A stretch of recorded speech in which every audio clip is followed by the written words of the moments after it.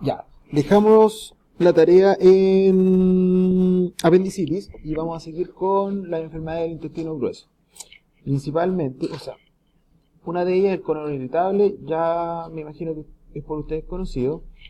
Es un trastorno de consulta muy frecuente, ¿cierto? Consiste en una alteración motora del tubo digestivo, aumenta el peristaltismo y como resulta, o sea, es a causa de cuadros tensionales, de angustia y de estrés. Hay distintas miradas al respecto. Hay estudios que avalan ambas teorías, que tiene mucha relación con el nivel de tensión y estrés, y hay otra línea que dice que no tiene nada en lo absoluto. ¿Ya? Y para ambos hay evidencia.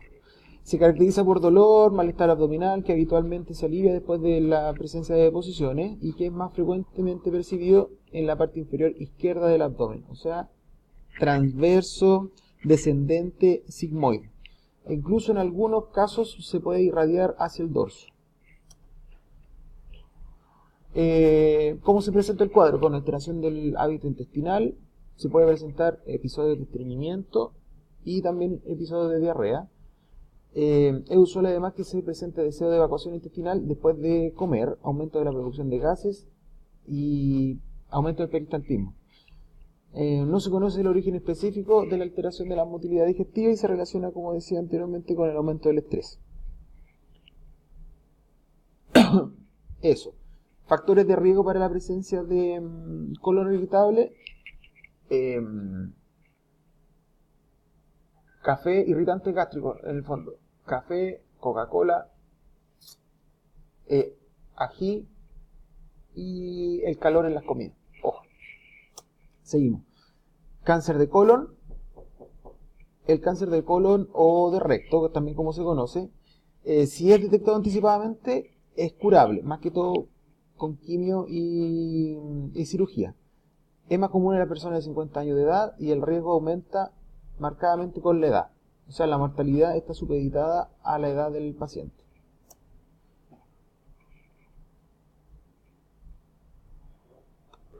Ya. Factores de riesgo, la presencia de pólipos, la dieta rica en grasas y baja en fibra, ¿cierto? Antecedente familiar y la presencia de colitis ulcerativa o enfermedad de Crohn. Sintomatología también es bien variable. Pueden incluir sangre en las deposiciones, heces más delgadas, cambio en el hábito intestinal, intercalando, ¿cierto?, entre estreñimiento y diarrea. ¿Qué más? Las pruebas de detección son súper importantes, ¿cierto? Y importante también la perspectiva de los factores de riesgo y una buena anamnesis. El paciente de 50 años es ya un paciente de riesgo y debería someterse a un estudio frente a algunos factores de riesgo. El tratamiento, como les decía anteriormente, puede ser quirúrgico, quimioterapia y radioterapia, o si no, una combinación de todas. Ya, respecto al cáncer de ano no me voy a detener mucho, es un tipo raro de cáncer, ¿cierto? Y generalmente se forma en capas externas de la piel y en el extremo del intestino grueso, por supuesto. ¿Ya? ¿Qué vamos a ver en sintomatología? Hemorragia, dolor, puede haber abultamiento en la zona anal, el prurito, ahí está mal escrito, y la presencia de secreciones también pueden ser señales de cáncer de ano. El tratamiento, al igual que el anterior, es quimioterapia, quirúrgico, y va a depender si el tumor se ha diseminado o no, qué tan invasivo es, en qué estadio se encuentra, etcétera, etcétera. Ya. Siguiente, que es un listado largo. Hemorroides corresponde a la dilatación del territorio venoso, que puede ser en el recto o en el ano, y el tipo de hemorroide va a depender de dónde esta ocurre, ¿cierto? La hemorroide interna involucran las venas dentro del recto y las externas usualmente no duelen, perdón, las internas no duelen, pero pueden sangrar sin ocasionar dolor. Por eso que la clínica es tan importante respecto a lo que te refiere el paciente. Aquí está más clarito en este dibujo, ¿cierto? Esta es una hemorroide interna, ¿cierto? La cual, frente a cualquier estímulo en la zona, podría potencialmente sangrar. ¿Qué tipo de sangre va a presentar el paciente? Va a ser un sangramiento fresco, ¿cierto? Bueno, es venosa, pero sí es fresco. Muy distinto a la hemorragia digestiva alta que habíamos conversado en la clase pasada, en donde el sangramiento obviamente va a ser sangre digerida. ¿sí? Y acá tenemos una externa que también se evidencia, ¿verdad? El paciente llega, se queja de mucho dolor y es visible a simple vista la hemorroide, ¿ya? La hemorroide se prolapsa y puede estirarse hacia abajo hasta salirse del ano. Puede volver a invaginarse dentro del recto por cuenta propia o se puede empujar también cuidadosamente de vuelta, ¿cierto? Haciendo presión con el dedito. La hemorroide externa ocurre en las venas fuera del ano, por supuesto. Pueden dar comezón o doler y algunas veces pueden también presentar sangramiento. Se puede sentir, el paciente tiene una sensación de abultamiento muy sensible. También puede ver sangre en el papel higiénico o en el baño, ¿cierto? Después de tener una evacuación, ¿ya? Yo creo que lo más fácil es analizarlo desde este dibujito, ¿ya? La interna y la externa.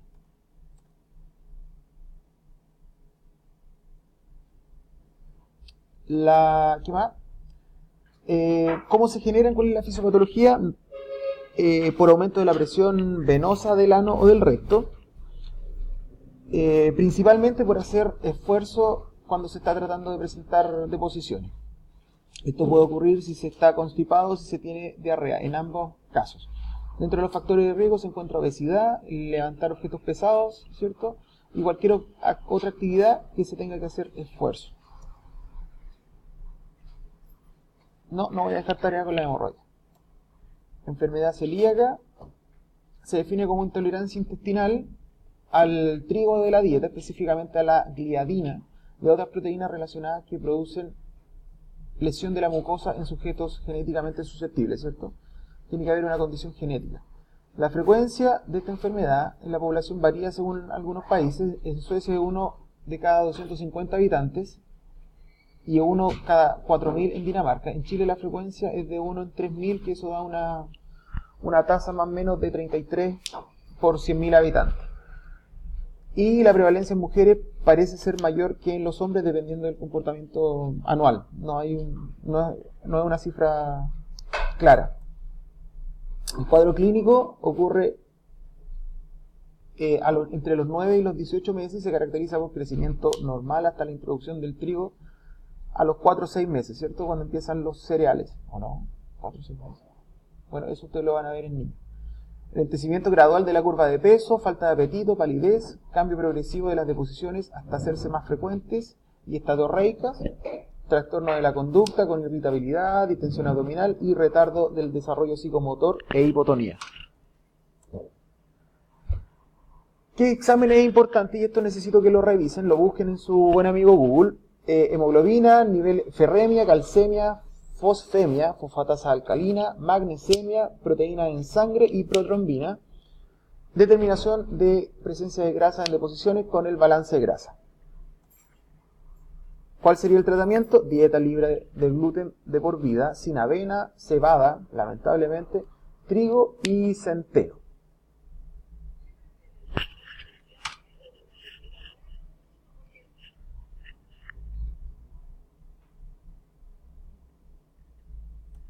¿Qué más?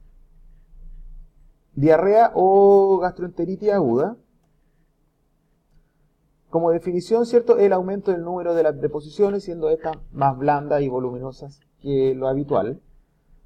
Se define como la presencia de 3 o más deposiciones de menor consistencia y de mayor volumen en 24 horas, que lleva a la consiguiente pérdida de líquidos y electrolitos a través de la materia fecal, por supuesto. En otros casos se considera diarrea también a la presencia de mucosidad y sangre sin importar la frecuencia o número aumentado de deposiciones. Puede ser viral, ¿cierto? Bacteriana y por parásitos, ¿cierto? La entamoeba histolítica, la Giardia leamblia y Cristosporidium. Cuadro clínico. Pueden haber síntomas de compromiso del aparato digestivo, ¿cierto? Vómito, dolor abdominal tipo cólico, diarrea, etc. Y en los síntomas generales puede haber fiebre, decaimiento, inapetencia. Y por Shigella se puede presentar convulsión. ¿Qué es importante? Mateo. es el estado de hidratación del paciente, ¿cierto? Sobre todo en los pacientes más vulnerables, que son las edades extremas. La duración promedio de una gastroenteritis, y esto es muy importante, es entre 1 y 7 días promedio. La verdad, 1 no podríamos considerarlo una diarrea importante, ¿cierto? Si no cursa con deshidratación, es como bastante fome. Pero sí se pueden extender más allá de 7 días. La mayoría son cuadros autolimitados y de origen viral. Signos de deshidratación, hundimiento de los ojos, sed, ¿cierto? Mucosa oral seca, con escasa salivación, oliguria, somnolencia, decaimiento, eso. ¿Cuáles son los exámenes importantes, cierto? El coprocultivo, leucocitos fecales y parasitológicos también. ¿Sí? Bueno, autoexplicativo, coprocultivo, leucocitos fecales, búsqueda de leucocitos presentes en las deposiciones. Y parasitológico, ese se demora mucho más. El tratamiento, fomentar la tolerancia por vía oral, dieta hipofermentativa, dieta blanda, sin residuo y también hipofermentativa. Ahora bien, dieta blanda, sin residuo, se refiere a todo cocido, nada crudo como ensaladas crudas, ni frutas ni verduras, nada frito y tampoco lácteo. Y los lácteos es lo que se considera como hipofermentativa. Esquema antibiótico si es que hay resultado positivo en el coprocultivo.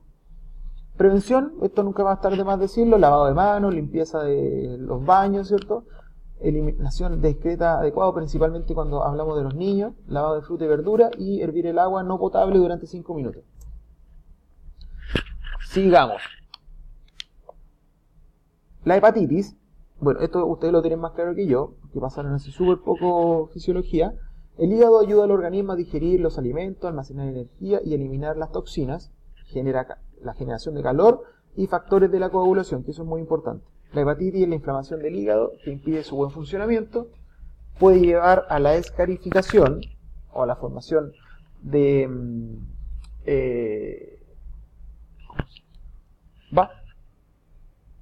se me pasó. Y esta escarificación es como fibrosis. Imagínense la fibrosis pulmonar cuando se genera como una cicatriz que ya no cumple la función. Es exactamente lo mismo. Hay tejido, pero el tejido no cumple la función. En el pulmón, el alveolo el que es reemplazado y aquí el hepatocito. ¿Ya?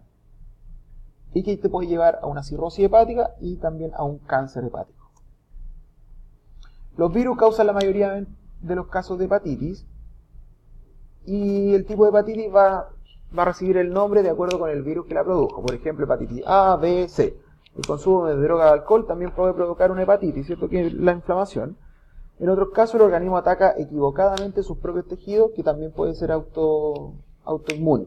Se puede ayudar a prevenir algunas formas virales mediante la vacunación. En algunos casos no tiene sintomatología, pero en otros puede haber pérdida de apetito, náusea y vómitos, diarrea, oliguria, ¿cierto? Dolor abdominal e ictericia, que es el signo patognomónico, la presencia de ictericia. La cirrosis, el conjunto de cicatrices en el hígado, lo mismo que había hablado recientemente. El tejido cicatrizal se forma por lesiones o enfermedades prolongadas. El tejido escamoso, ¿cierto? Lo mismo que la cicatriz, no puede hacer lo que hace el tejido hepático sano.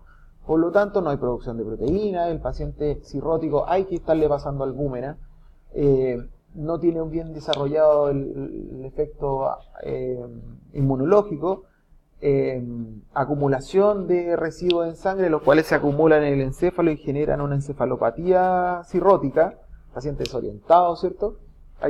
No hay una buena digestión tampoco y tampoco almacenamiento de energía, ¿ya? Hay pérdida de proteínas, por lo tanto el paciente está edematoso, ¿sí? La cirrosis puede conducir a alteración de los factores de coagulación, como lo decíamos, y por lo tanto van a presentarse hemorragia, distensión abdominal, edema de extremidades, ya lo dijimos también, ¿cierto? Alteración de la metabolización, que aumenta la biodisponibilidad medicamentosa. Entonces tú le administras medicamento, un antibiótico, y la vida media aumenta muchísimo, ¿ya? Así que hay que tener mucho cuidado con eso.